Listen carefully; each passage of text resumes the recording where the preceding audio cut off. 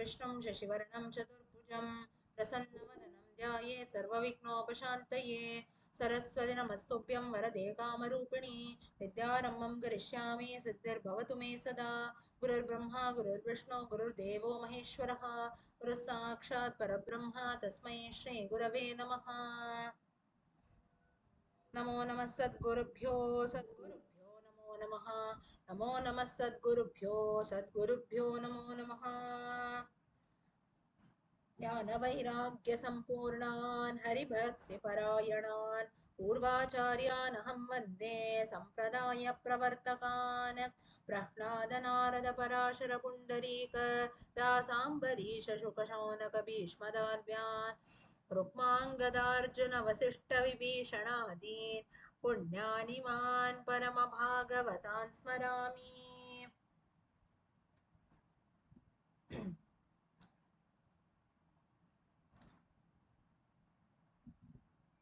काषाय दण्डकरकादिविभूषिताङ्ग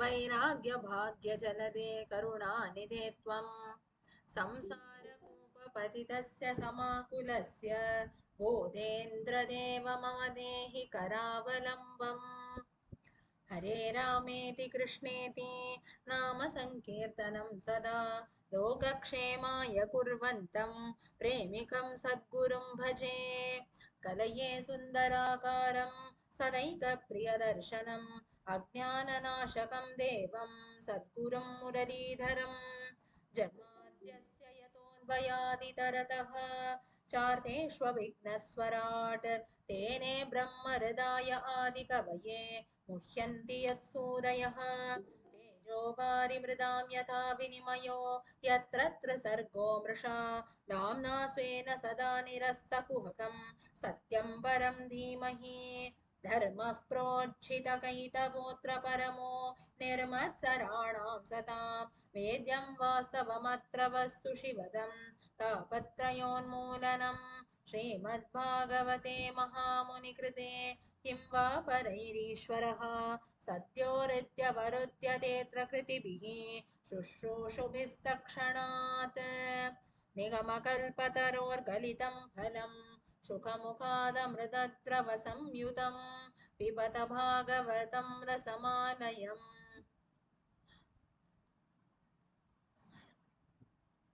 मुहुरहो रसिका भुवि भावुकाः यं प्रव्रजन्तमनुपेतमपेतकृत्यं द्वैपायनो विरहकातर आजुहाव पुत्रेति तन्मयतया तरवोऽभिनेदुः तं सर्वभूतहृदयं मुनिमानतोऽस्मि यस्वानुभावमखिलश्रुतिसारमेकम् अध्यात्मदीपमतितीतीर्षतां तमोन्दं संसारिणां करुणयाः पुराणगुह्यं तं व्याससूनुमुपयामि गुरुं मुनीनां नारायणं नमस्कृत्य नरं चैव नरोत्तमं देवीं सरस्वतीं व्यासं ततो जयमुदीरयेत् कृष्णाय वासुदेवाय देवकीनन्दनाय च नन्दगोपकुमाराय गोविन्दाय नमो नमः कृष्णाय वासुदेवाय हरये परमात्मने प्रणतक्लेशनाशाय यो गोविन्दाय नमो नमः नाम संकीर्तनं यस्य सर्वपापप्रणाशनम्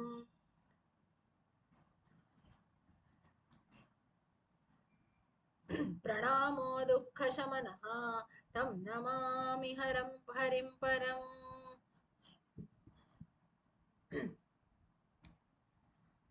हरे Ram Ram Ram Hare Hare Hare Krishna Krishna Krishna Hare Hare.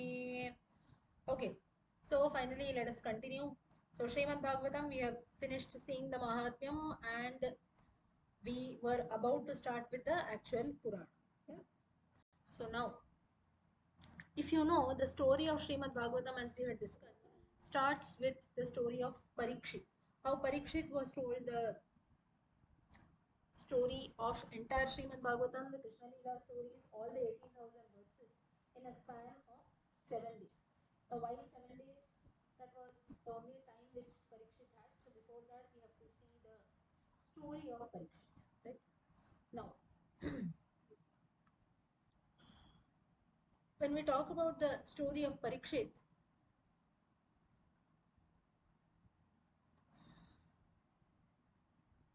now the birth of Parikshit itself is something which is very interesting. Now, Parikshit comes in the lineage, or he is the successor of the Pandavas. Now, there was a lady called Uttara, and her brother was Uttara. Now, if you, for this, we have to delve a bit into the Mahabharata stories. Now, the Pandavas, when they had their Vanavasa of 12 years, in 1 year, they had to live in incognito, disguise. So that's when all of them, they were living in a desha called Virata Desha. Virata was the name of the king. Now, all of them, they were in disguise, right? So they could not reveal their original identity of the Pandavas. That's when Arjuna assumed the form of a female dancer, Brihannala. Now, as per the story goes, Arjuna actually, because of his you can say one of his grandmothers, Urvashi, an Apsara, because of that occurs also. That's the reason why he had to assume the form of a female dancer, Brihannala. And now this Arjuna, Brihannala was the female dancer in Virata Desha, but she had trained only one, the princess, Uttara. Now, so it was like a teacher's student, a Guru Shishya relationship between Brihannala, who was originally Arjuna, and the princess of Virata Desham, Uttara. Now, Virata Desha king was very happy with Brihannala, and later, when he came to know the real identity of Brihannala, that these five are actually the Pandavas. Now, Draupadi was actually the hairdresser of the queen and the princess Uttara. So, like this, all of them had different forms. So, when the king got to know that these five are none but the original Pandavas, he proposed to Arjuna that you can please marry my daughter Uttara. You have taught her dance for an entire year, and so on. That's when Uttara very politely denied. Sorry, that's when very politely Arjuna denied the offer, saying that though in reality I am Arjuna, but still I have been teaching dance to your daughter Uttara. So it is actually a Guru Shishya relationship. If we end up marrying each other, no parent will send their children to school any longer. There will be no respect to this relationship or the bond between a Guru and Shishya. Therefore, even though we are Guru and Shishya, even though I am a prince and she might be a princess, even though both of us are fit for marrying each other, still we should not break these rules of Guru and Shishya. That is the reason why. So, because Guru is that relationship, or Guru is that person in one's life, or Guru is, you can say, the only padavi for which there is no rules that are to be followed. No gender has to be seen, no age has to be seen, no status has to be seen, no qualification has to be seen. That only relationship where you bow down in, even if the opposite person is younger than you. So that is the relationship of a guru. So therefore Arjuna clearly denies the offer and says that I will not do this. It will lead to mahatpapam, that is there. That's the reason why whenever we address, it can be a person who might be younger than us, but still, if that person has got the status of, or guru sthanam that is there, we don't, or we should rather not call that person with his or her name at all. You should add some respect. You don't even have to use the word guru every time, or guruji, but still some amount of respect is always given, and it should be given. If it is not given, it leads to ghora papam for the shishya, not for the guru. No, all this is as part of Dharma Shastram. Why I'm telling you all this is Arjuna explains all this to Virata Desha king who was there, and that's when he says that therefore I cannot marry your daughter, the princess of Virata Desham, that is Uttara. So very politely Arjuna denies this offer, but he says that my son Abhimanyu can definitely marry Uttara, and that's when the marriage of Abhimanyu and Uttara takes place. Now, during the Mahabharata Yuddham, now we are talking about Parikshit. If you have to discuss about Bhagavatam, Parikshit has to be there. So, we are talking about the birth of Parikshit. Now, while the Mahabharata Yuddham was going on, Ashwathama, now, little background about Ashwathama. Ashwathama, one of the Sapta Chiranjeevis, including Markandeya, Ashta, Kripa, Vyasa, Bali, Balir, Vyasaha, Kripa, and so on. The list of Chiranjeevi goes, including in that list we have Ashwathama also, son of Dronacharya. Now, Ashwathama wanted to kill Drishtadyumna. Who is Drishtadyumna? Drishtadyumna is the brother of Draupadi. So he had an enmity towards Drishtadyumna because Drishtadyumna had killed Dronacharya.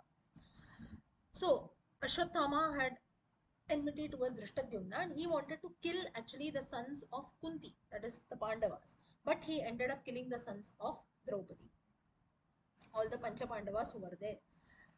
Their sons of Draupadi. That's when Abhimanyu was also killed. And when Abhimanyu was killed, Uttara became, she was carrying Parikshit in her womb, and the child inside. Now Abhimanyu, he had got a boon from Lord Shiva that his powers, nobody can defeat him, and especially his powers will become, you can say, he will become more stronger during night time. That's the reason he ends up killing the sons of Draupadi during night, and he also had killed Drishtadyumna during night. And he was also about to attack Parikshit. And there are certain stories here wherein Krishna, when now Ashwatthama had actually he had an astra that's called Apandave Astram, Apandave Yastram. When the Sandhi goes together, Apandeyaha plus Astram. Now, this was the astram which he had used to kill the sons of Draupadi, and he was using the same to even kill the fetus inside, or the child inside Uttara's womb. That's when Arjuna also had an astram with him, that is Brahmaastram. Brahmaastram, Brahmashiras was the name of the astram.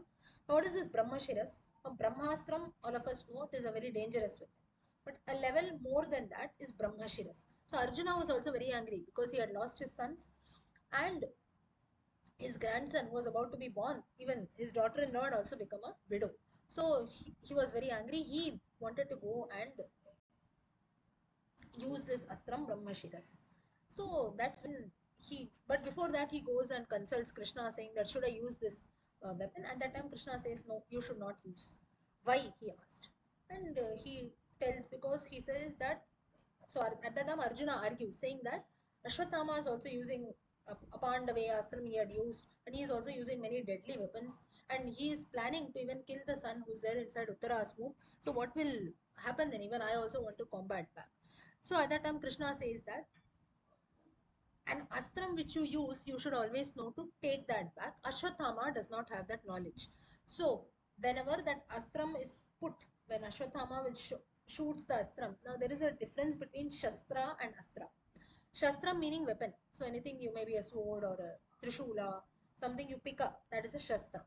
Astram, Brahmastram, when we say that astra, or that shastra, that weapon which is invoked or which has got the power of some mantra. So if Brahma is prayed, Brahma Brahma's powers are there inside the astram, so it becomes Brahmastram. Similarly, Pashupata Astram, it has got the powers or the mantras, it is chanted, of Lord Shiva. That's how Arjuna has got the Pashupata Astram. So there is a difference between Shastram and Astram. Shastram is any weapon that you pick up, and Astram is being invoked by chanting various mantras also. So Ashwatthama, Krishna at that time tells Arjuna that just because Ashwatthama does that doesn't mean you should use deadly weapons. The same thing Rama had also advised Lakshmana when the yuddham between Lakshmana and Meghanada, that is Indrajit, was taking place. Indrajit was using a lot of tricks to attack the army. That's when Lakshmana tells that. Lakshmana comes running to Rama and tells, see, he's using a lot of conjuring tricks also, a lot of Maya. I can also use a Brahmastra. Rama says, the opposite person is using doesn't mean that you have to use. Same thing in Krishna Avatara also. Krishna tells the same thing to Arjuna.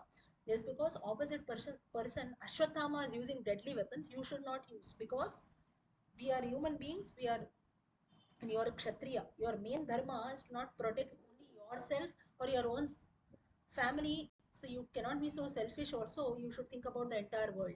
And when you shoot a weapon like, or an astram like Brahmastram or Brahmashiras, always remember that it is going to cause mass destruction. Just as we have world wars also, right? It was just between two countries, rather between two kings or two ministers. Mass destruction, so many innocent lives were lost. In fact, if something happens in the borders or something like that, or anything might happen, it's not that it affects only one person. I'll give you a very simple example. If one person in our family is unwell, someone has got even a fever also, their entire family is disturbed, right? Because I am not affected by fever. My brother is affected, but still we are all running behind him. We are caring for him. We are worrying this and that. So even a small disease or a small fever can disturb an entire family. So just imagine the cause of maybe so many attacks and weapons and so on. So Arjuna, Krishna also stops Arjuna. Now, Ashwatthama, he, how much ever you give him the status of a Chiranjeevi and this and that, but still, when he shoots this Astram, Krishna very cleverly tells Arjuna that a true warrior is someone who knows to shoot an Astram at the same time take it back. Now, taking something back is also very, very important. I'll give you a simple example for this. Now, usually you see, even in our lives also, people tell us, or there is something called the right discrimination power. What is this? Knowing what is good, what is bad, right? Now, there might be a person who tells, I know all good things, I don't know about any bad thing. It is impossible. Only if you know what is bad, you can become good, right? Only if you know that stealing is bad, you'll not steal. For that, first you should know what is stealing, right? Or that's the reason why, as young children, we are all told moral stories. Why? At that time, we remember, oh, in that story, what happened? The child who was there, he lied. And because of that, he got some punishment. There, now, what is lies and all, you can relate to the story. So, I should also not lie in my life because, like the child in the story, I will also have to suffer some punishment.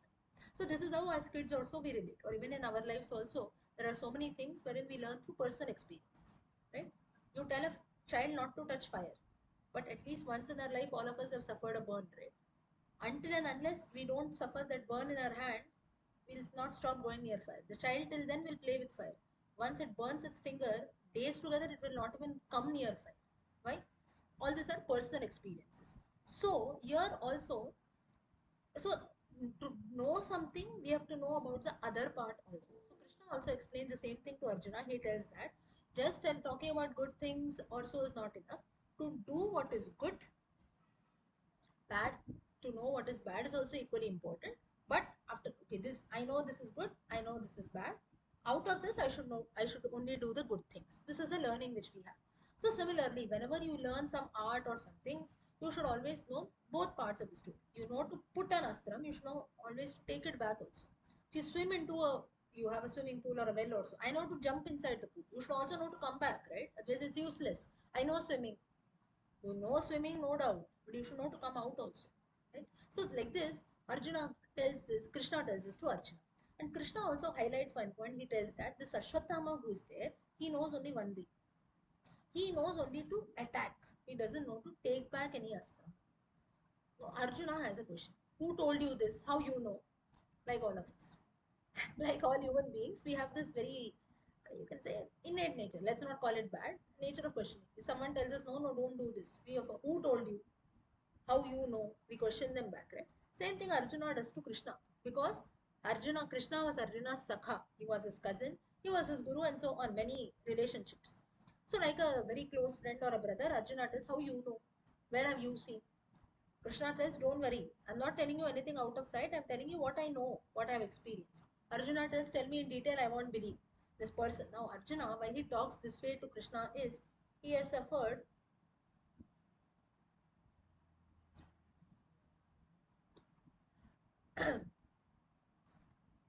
Now, this is because Arjuna has suffered loss. Right? He has suffered a lot of dukkha.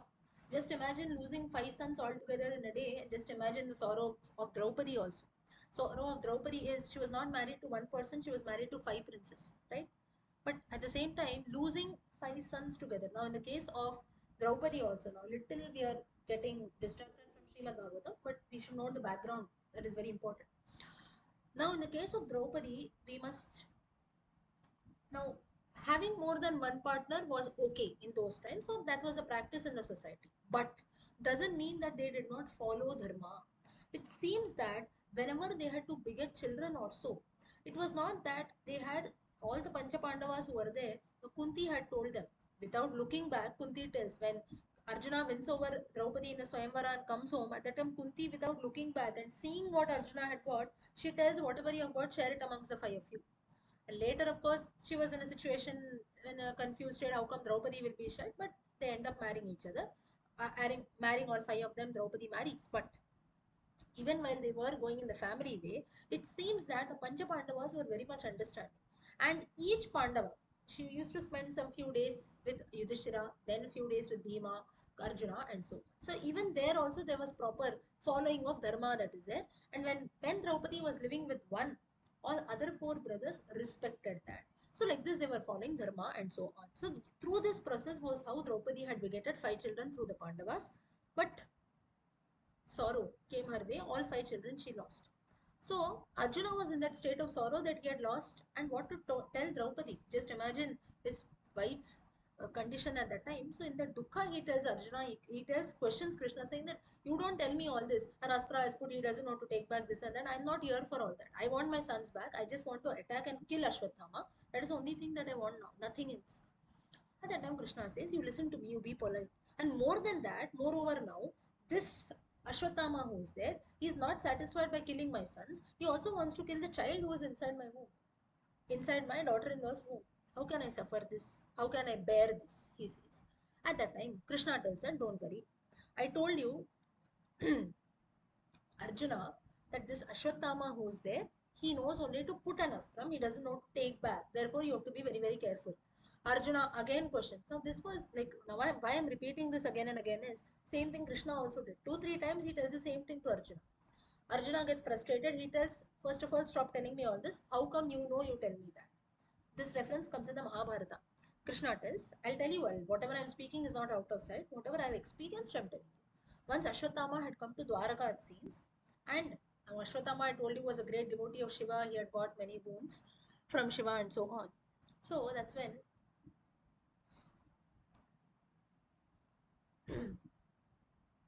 Arjuna,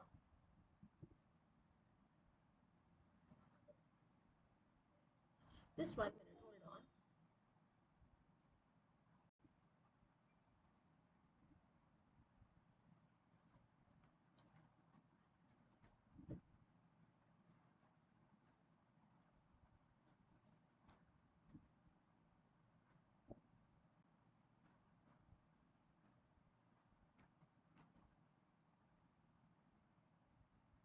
Yeah. So once it so happened,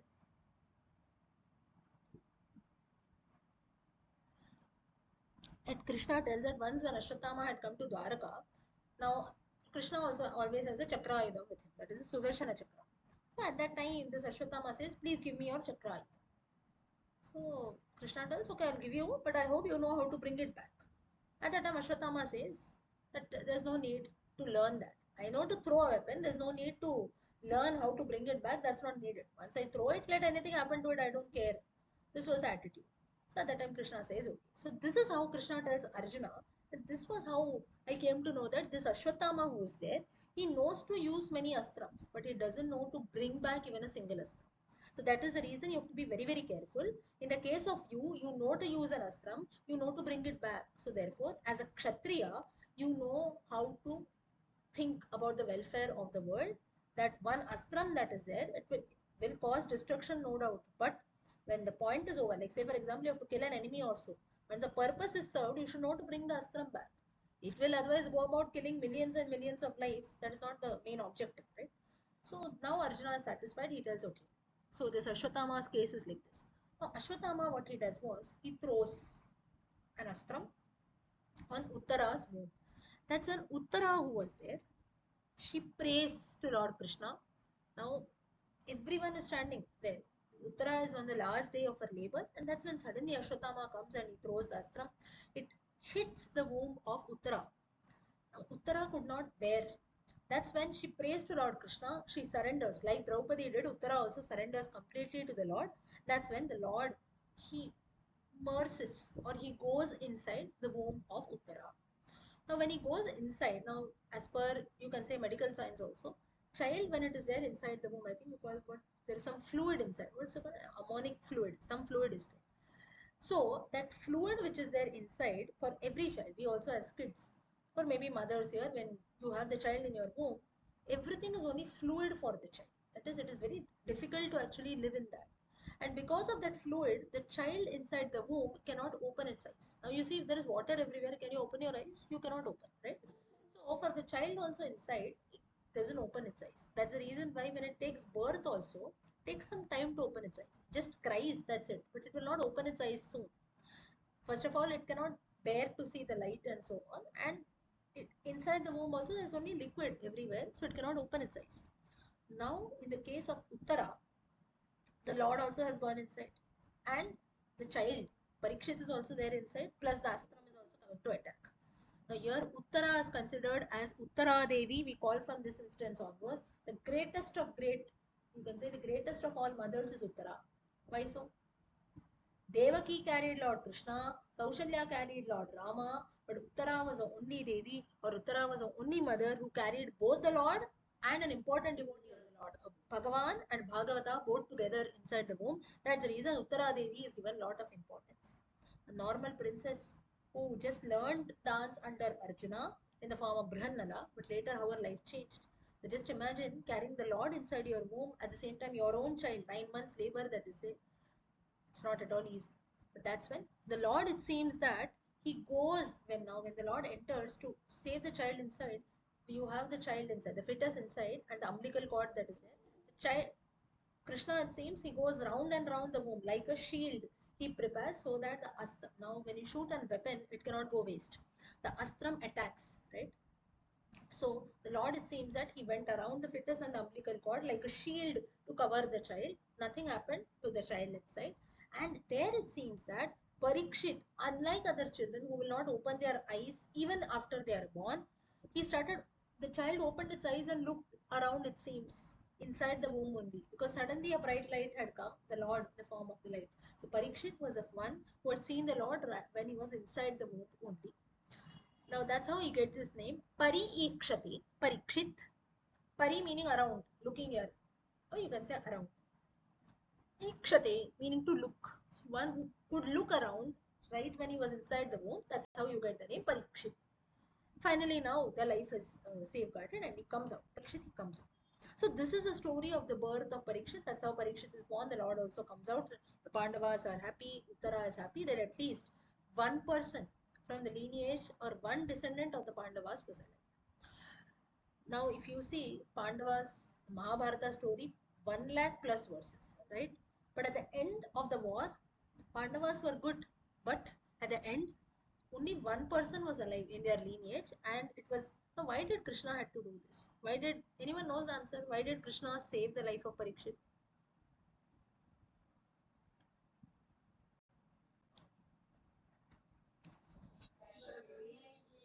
Sorry, that was only reason because there was no one else left. What else?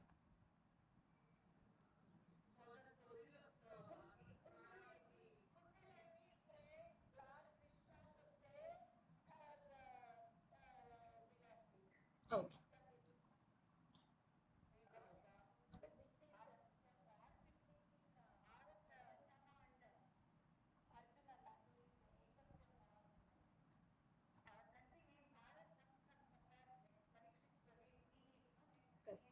correct, correct, correct. Okay, now these are all different reasons. So the mainly the one purpose was there was not even a single person left from the Pandava dynasty. We needed the Somavamsha to proceed further. That's when that was very much important to save the life of Parikshit. That's the reason the Lord did this. Second reason, or you can say the second, which is considered to be a more important reason, is Uttara Devi surrendered to Lord Krishna, from where she got that grace because of her good karma, that at the right time she surrendered to the Lord, and the Lord did not have an option. One order Sharanagati, you have to listen to that person, the Lord has to bless.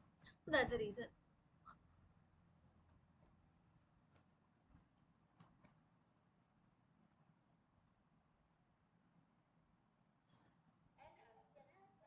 Yes.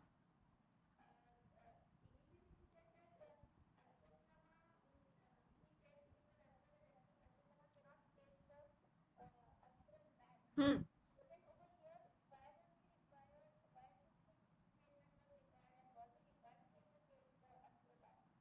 Correct.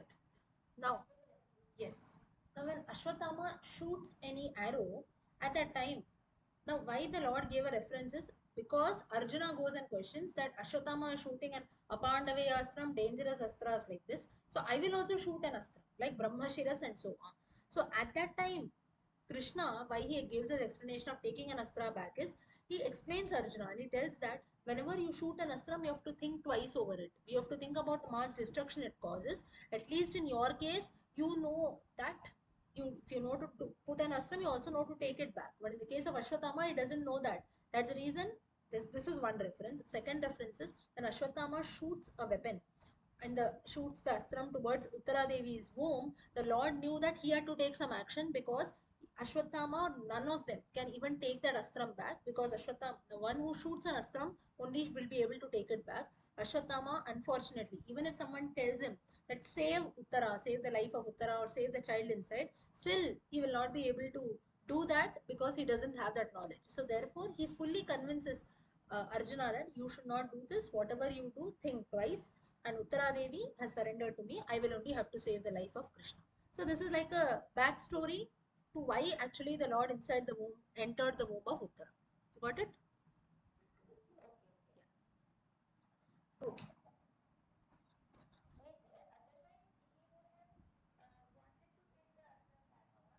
Otherwise, no. It can be right. Even if someone tells him that you please take the astra back, or even if we choose and someone else shoots an arrow at it, still it would not be possible because he doesn't have that knowledge. So the Lord Himself has to go inside to save the life. Yeah. Yeah. Yeah. So basically, here this can be considered as a context, or in general, also the Lord would have told that whatever you do, you should also know to take it back, and it is ultimately a life lesson for all of us. That okay, now if I am reading Srimad Bhagavatam, okay, that is done.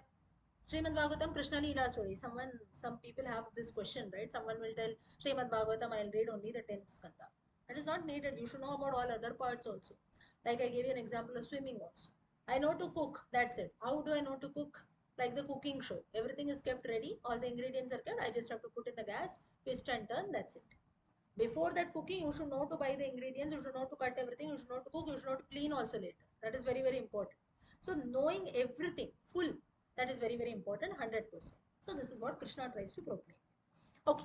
Now this is how the story of Parikshit, or name itself, Parikshit comes. Ah,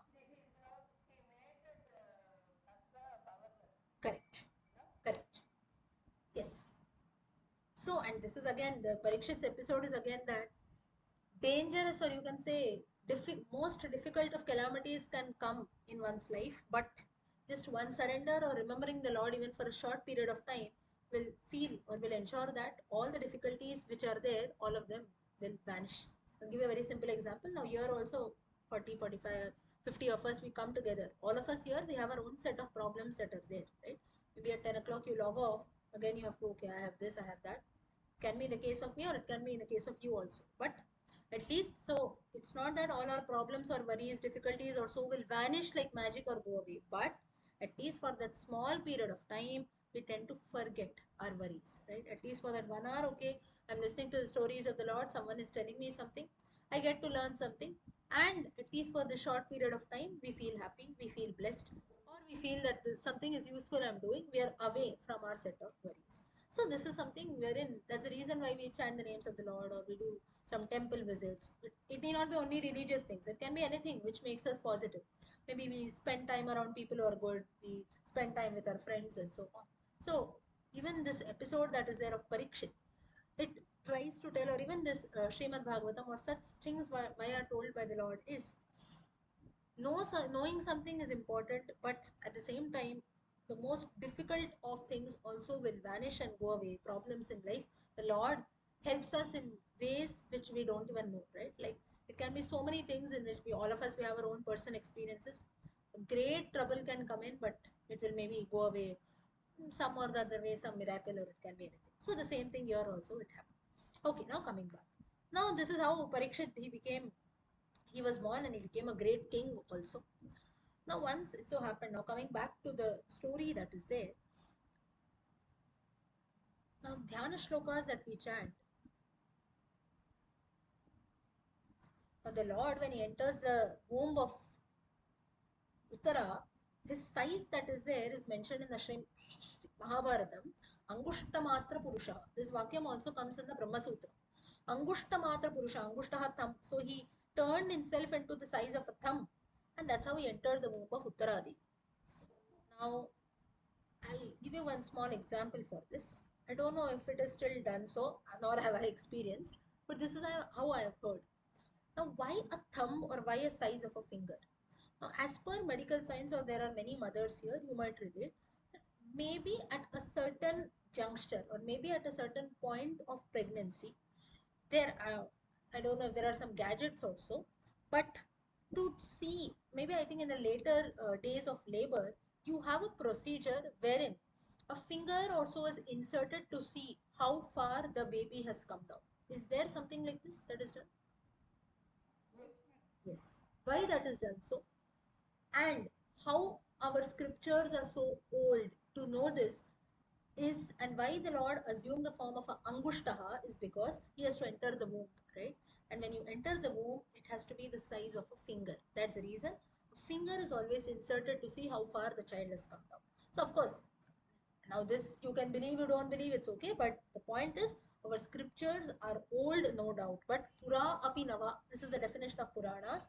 Anything which has been told thousands of years back till date, it is very much relevant. And that's how we keep using those. Right? Now, coming back. So this was how the Lord entered. Now, Angushtamata Purushaha, this Shabdam that is there, this Vakyam also comes in the Brahma Sutrams. Now, Brahma Vakyam, Brahma Sutrams are nothing. Now, Brahma Sutra is about 545 in number. Brahma Sutras, their principle is told even in the Srimad Bhagavatam, right? Similarly, you have stories like Gajendra Moksham, Chatushloki Bhagavatam, and so on, which talk about the principles of Gita. Similarly, different names of the Lord, Varaha, Narasimha, Gajendra, Madhusudana, Keshava, such names come in the Srimad Bhagavatam. These names are also seen in the Vishnu Sahasranama. So, all, even the Rama Avataram comes, so we have the gist of Ramayana. The story of Pandavas, Uttara, Parikshit also comes, so we have the gist of Mahabharata. So, Srimad Bhagavatam, if you see, is a blend of Brahma Sutras, Vedas, Vishnu Sahasranama, Gita, Ramayana, Mahabharata, and so on. So, Srimad Bhagavatam, you don't even have to, that doesn't mean you don't have to read other scriptures, but Srimad Bhagavatam is the gist of or essence of all the important scriptures and books that we have. Yeah. Now, in fact, the Dhyana Shlokam that we chant, Janmadhyasya, the first shloka itself of Srimad Bhagavatam, which starts with, we also chanted it in the Dhyanam. जन्माद्यस्य यतोऽन्वयादितरतः चार्तेष्वभिघ्नस्वराट् and dharma prochita. Now the first Srimad Bhagavatam, Skanda 1, verse number 1 to 3. Nigamakalpataror galitam phalam. 1 and 2 talks about the principles of Brahman or Brahma Sutra principles are told. Vedic principles, stock Vedanta, philosophy is told in the first two verses of Srimad Bhagavatam.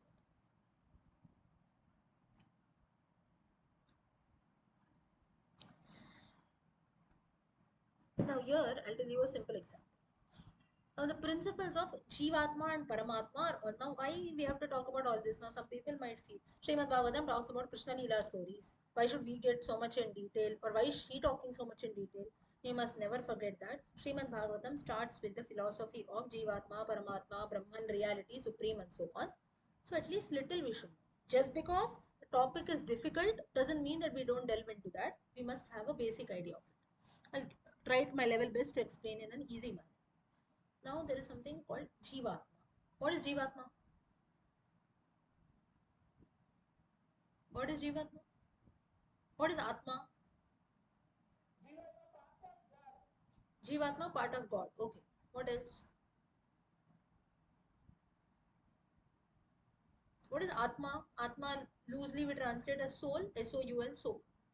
All of us, are we Jivatmas? Okay. Now, as per our philosophy, let's not even get into philosophy. As per reality, only if Jivatma is there inside, we have got some value. The minute Jivatma leaves, we are useless. Shankaracharya highlights in Bhajagovinda. Bharya bibhyati tasmin kaye. Your own wife starts fearing your body, right? When life leaves body. So, thing is, when life leaves, that is a Jivatma which is there. Now, if I'm speaking to you, I've got some life inside. And that life is considered, we consider that to be our Jivatma as a part of Paramatma. Paramatma is God. That's the reason why our life. Now, if I'm speaking to you, there has to be some Jiva inside me.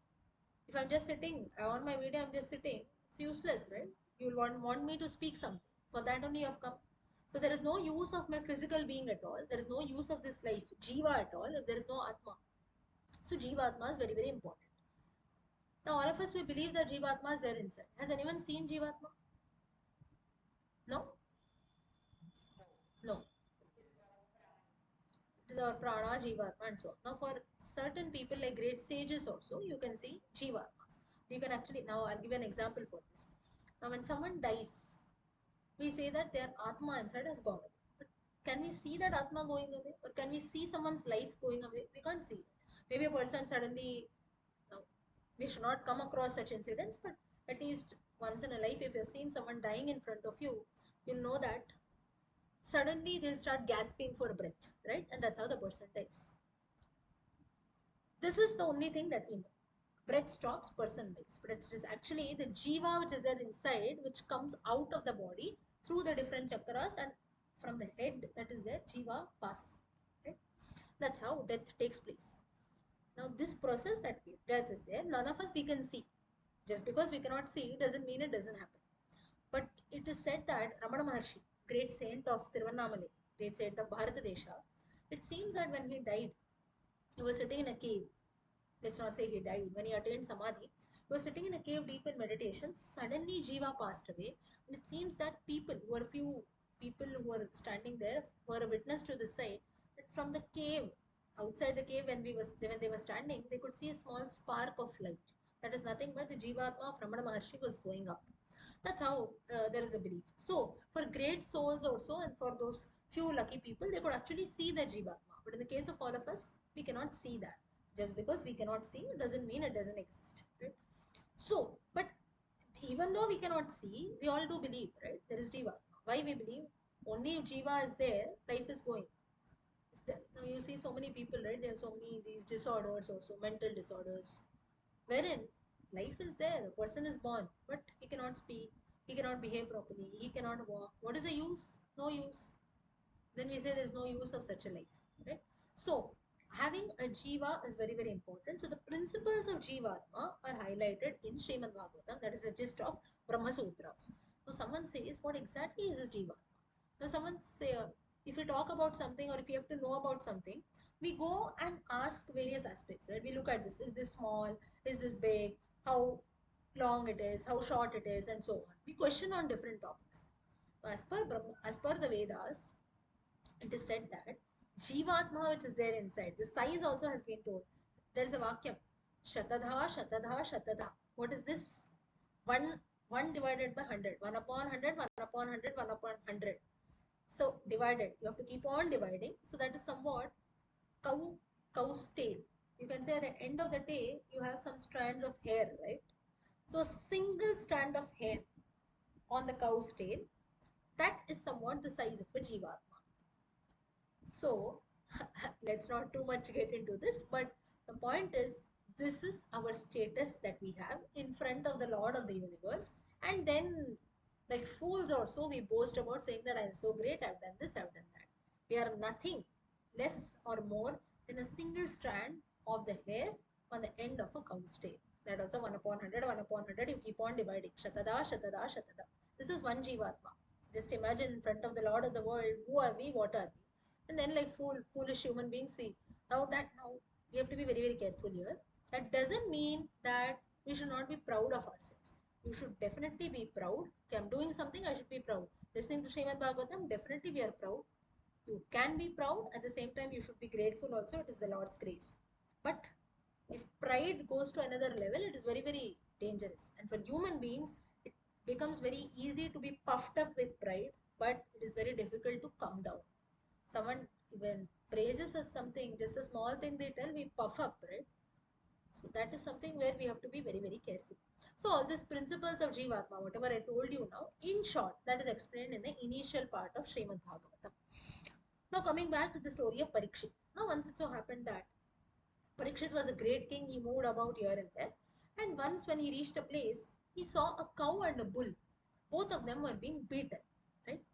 Now, looking at this, Parikshit felt very sad, and someone beating a cow. Cow is something which is leads to Ghora Papam. Now here, now the cow could speak. So that's when it started talking to Parikshit and tells that, look at this condition of mine, or look at how this is happening. So such a sad state that people have started beating cows also. That's when there was a bull also nearby. Now at that time the bull also starts speaking to Parikshit and says that I have got four legs now. Four legs in Satya Yuga. Treta Yuga, little negativity, or you can say bad things started coming in. Characters like Ravana, Kumbhakarna, and so on. So one leg disappeared. Treta Yuga, three legs. Dwapar Yuga, proper balance of good and bad things, two legs are there. Kali Yuga, only one leg will exist, it seems. Now, why? Now, even till date, if you ask, one leg is still there of the book. Why so? Now, that is because Kalki Avataram has not taken place. Now, when will now many people have this question, right? Even all of us also as kids, we would have had this. When will Kalki Avataram takes place? Will I be able to see? You will definitely not be able to see, at least in this birth. Even for the next 100 births also, if we don't attain moksha, if we are taking a rebirth, you'll not be able to see. Why? Because we are just in the Prathame Pade, just in the first half of Kali Yuga. Kalki Avataram will take place only when, in the last phase, when there is nothing which can be done by human beings. Today, though we say we are in Kali Yuga, still we have not reached its peak. That's the reason why we are able to listen and even know about Srimad Bhagavatam. We are all blessed to do that. When when nobody in the world will be listening to Srimad Bhagavatam, at that time Kalki Avataram will take place. Right? Ah, Kalpana ji, you want to say? Oh, she left. Okay. So this was how the cow said. So we should all be blessed to some extent that at least today, though there are a lot of negative things, a lot of bad things, this and that, we keep complaining. Still, to an extent, we should be blessed that the Lord has blessed us with an opportunity to listen to good things. Someone is telling Srimad Bhagavatam, someone is giving me a chance to listen. I am also a part of it. Now, in my case, I'll say, okay, at least I have a group of people who, whatever little I know, they come and listen to me. So we are all blessed. At least at 1 hour, both of us, we can listen. I can say something and so on. So we can share our thoughts. So still, we have not entered peak Kali, that is there. So this Kali Purusha also, so this was what the bull told Parikshit. Parikshit was something, he said, what exactly is this Kali and so on. I don't want you to beat this cow and things like that that are happening. It is so, this bull I can see with one leg here and there.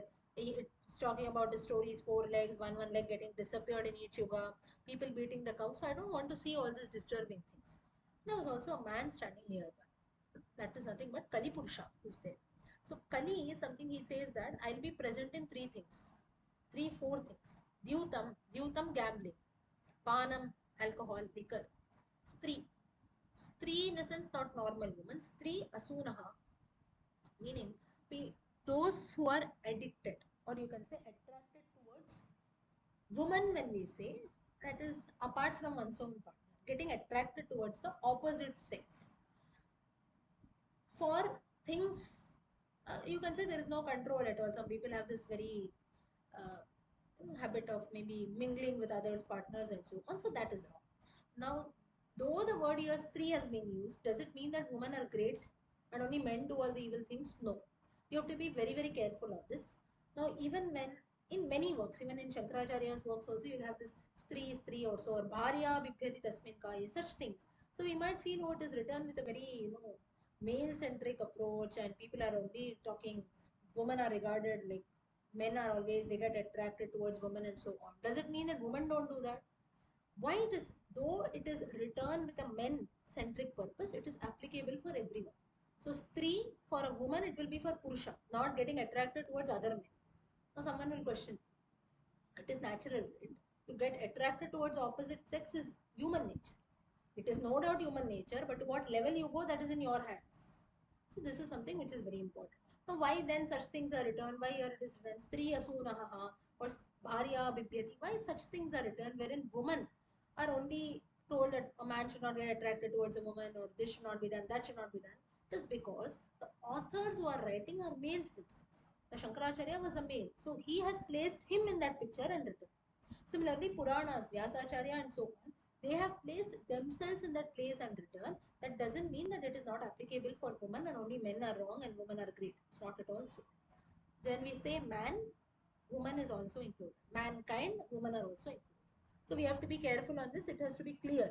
That men should not feel that only we are only going on evil path, we are only getting attracted to Stri, we are only doing this and women are great. It's not always like that. Because the author places himself in that place, he writes with his thinking. That's the reason it is mentioned. So So Kali says that in all such places, Dyutam, gambling, Panam, all kinds of negative things will be present. Now here there is a very very important, or you can say a part, Prahelika, which is there. Prahelika or riddle in Sanskrit. प्रातः द्यूतप्रसङ्गेन मध्याह्ने स्त्रीप्रसङ्गतः रात्रौ चौर्यप्रसङ्गेन कालो गच्छति धीमताम्.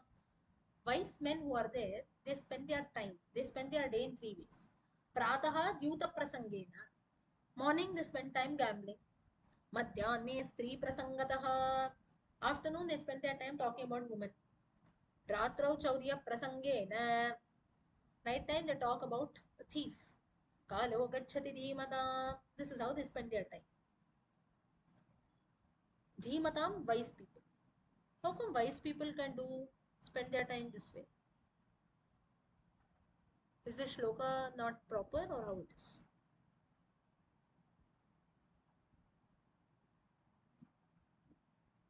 Anyone?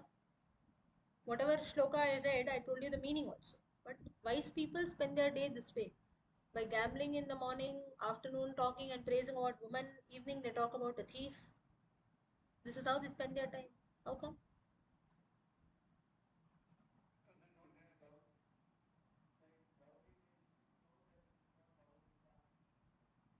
Then it should be Kalaha na gachati dhimata. It's written Kalo gachati dhimata. This is how wise people spend. Ha, Sanjeev ji?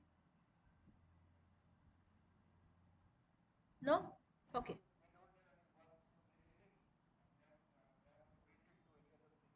But all this I'm talking about wise people, smart, intelligent people. How come? Intelligent people will not do. Sarcasm. Dwarakanathanji gave a very smart answer, sarcasm. But what sarcasm? No. Now this is actually a prahelika or a riddle which is there. We have to interpret it in a different way. One is Prataha Dyuta Prasangena.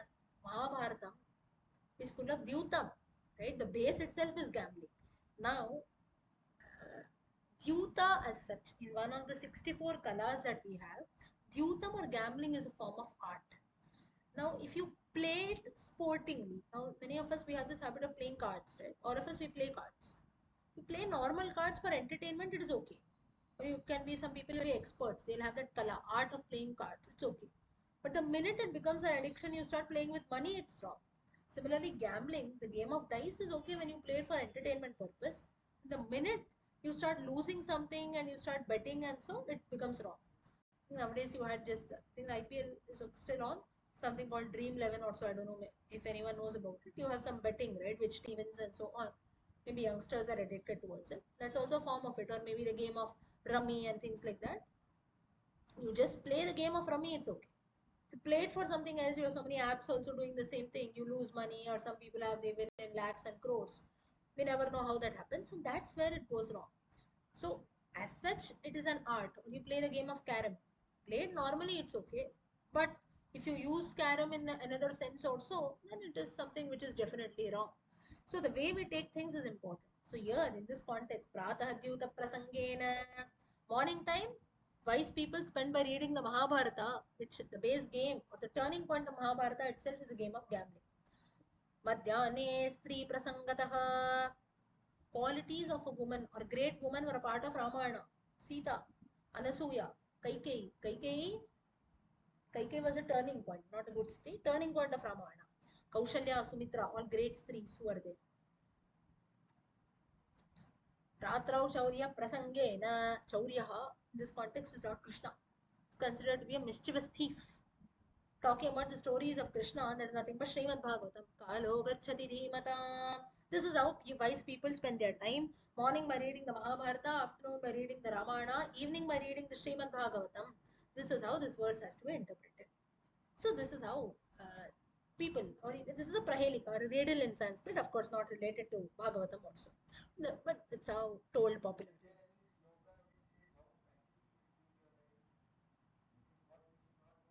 Ah, no. This is how it should be done. Pratah द्यूत प्रसंगेन मध्याह्ने स्त्री प्रसंगतः रात्रौ चौर्य प्रसंगेन कालो गच्छति धीमताम्. So this is a lesson for us. We have to interpret it in a, so it's a riddle as such. We have to interpret it in the right way. So Dyutaha, this is a place where Kali Purusha also resides. And Kali Purusha tells one more thing. Apart from this, I will also reside in one more place, Suvaranam Gold. Now, don't be afraid. All of us, we are worried. For any event that we have in life, be it a marriage, be it open anything, we give gold, right? Gold rates, you can see how they are increasing. But gold is also like gambling, right? You buy one, you sell that, you buy another. So it's also, after a certain point also, it can also be addictive. So in all such places, Kalipurusha, he resides. One more place where Kalipurusha resides is the back of our foot. There also he resides. Why so? And that's the reason whenever you use a washroom, you have to always wash your feet. One thing, because Kalipurusha resides, and in general also whenever we wash our feet, back foot should always be washed. You see, children also, or even some people have this habit. When they wash their feet, they'll just open the tap, keep their feet and come. That is not the right way of washing one's feet, right? It is because the back foot, Kalipurusha resides. That's the reason we have to wash it. Second, a very practical reason why you have to wash your feet is whenever we use the washroom also, at times there can be some droplets on our feet also. That's the reason we have to wash it. So in all such places, Kalipurusha resides. Parikshit meets Kalipurusha. He feels that, oh, this is a person who is very, very dangerous. So he meets and further he goes into the forest. And that's when he comes across, he's very much tired. He comes across the sage Shamika. And that's when the sage was engrossed in total meditation. Parikshit is thirsty. He asks for some water. The sage does not give. Then further what happens? He gets very angry and so on. Further what happens? We'll see that next time. So for today we will stop.